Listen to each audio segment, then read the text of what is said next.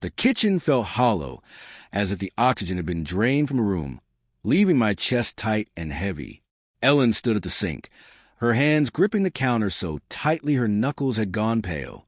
Her gaze wasn't on me, but on a single coffee mug, the one with the chipped handle, the one that didn't belong in our house. Her voice, low and trembling, had just cut the silence in two. "You're sleeping in the guest room until you apologize." My heartbeat thundered in my ears, a relentless pounding as I opened my mouth to answer. But the word snagged, brittle as dead leaves in my throat. "Ellen, I began," but she lifted her eyes, sharp as a blade, and I instantly knew this had nothing to do with forgetting the trash. That mug sat there between us, mocking me under the harsh glow of the overhead light. It wasn't ours. The first time I saw it was just last week, sitting on the counter after another one of Ellen's late-running book club meetings. I brushed it off then, joked to myself it must have been some quirky friend who liked bringing their own cup, but the way Ellen had stiffened when I asked about it, the way her laugh cracked like broken glass, planted a seed of suspicion I hadn't been able to shake since. I leaned against the refrigerator, the chill from the metal seeping through my shirt, while my thoughts spun out of control. Had I missed the signs? The late nights. The way she angled her phone just out of my sight. The sudden return of that perfume she hadn't touched since our early years. I wanted to shout, demand the truth, but fear glued my feet to the linoleum. What if I was wrong? What if I was just paranoid, chasing shadows that didn't exist? Still, that mug sat there like evidence I couldn't ignore. "Ellen," I tried again, softer this time. "What exactly am I apologizing for?" My voice cracked, betraying the dread sitting heavy in my chest. She didn't meet my eyes.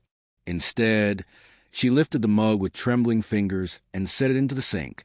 The sharp clink echoed through the room like a gunshot. "You know," the whisper cut through me like a blow. But the truth was, I didn't know. Or maybe I did, and I just hadn't wanted to face it. That night, the house seemed alive with secrets. Every groan of the floorboards felt like a whisper of betrayal. I retreated to the guest room, lying stiff on a mattress that didn't feel like mine, lavender from Ellen's candle heavy in the air. "Cleansing the energy," she'd said. Cleansing what? I stared at the ceiling, replaying the past few months in a loop I couldn't escape. The way she lingered in the driveway after coming home, her car idling longer than it should.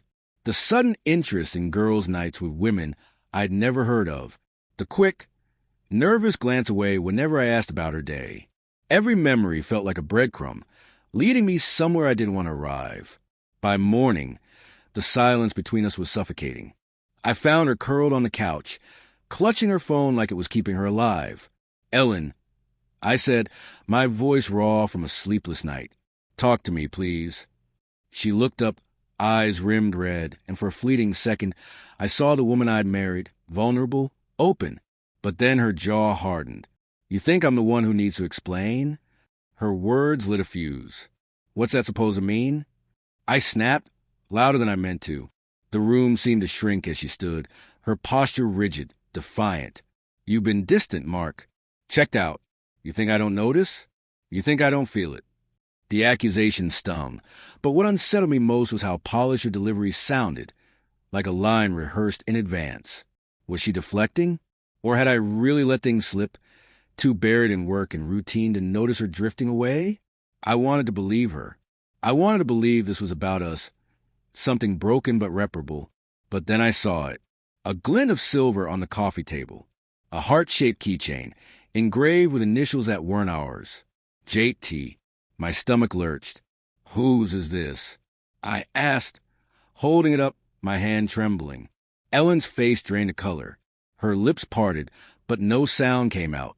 The silence screamed louder than any words. "Ellen," I whispered, "who is JT?"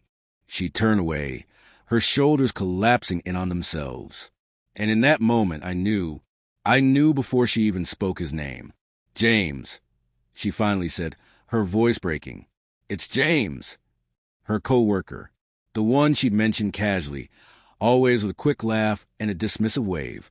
The one who'd stood in our backyard at last summer's barbecue, his hand lingering too long on her arm. I'd told myself it was harmless. I'd told myself I was enough. The room tilted, anger and grief colliding in my chest. I wanted to smash something, scream until my throat gave out. But all I could do was stand there, the keychain burning in my palm, heavier than my wedding ring. Why? The word ripped out of me. She broke then, sobs shaking her body. But even her apologies sounded empty, hollow, like lines recited from a script. I didn't sleep in the guest room that night. I left, the keychain still in my pocket, the mug still in the sink. I drove aimlessly through the city, lights blurring into streaks through my tears. I thought about confronting James, demanding answers. But what would that change? The betrayal was hers, not his. And yet, a part of me couldn't stop wondering. Had my absence, my silence, driven her into someone else's arms? Hours later, I pulled over. My phone buzzed again and again, her messages flashing across the screen. I'm sorry. Please come home. We can fix this. I hovered over the reply button, but then I noticed something in the passenger seat. A scarf, soft blue, unfamiliar. It carried the scent of cedar and musk. Not mine. My chest caved in as the truth hit me. She'd been in this car with him. The betrayal wasn't just in our home. It was everywhere. I couldn't go back. I didn't. Instead, I drove to the lake, the place where we'd first said forever, under sky full of stars. I stood at the water's edge, the scarf clutched in my hands, and let it slip into the lake, watching it sink just like my trust in her. The stars still burned above me, but they felt colder now,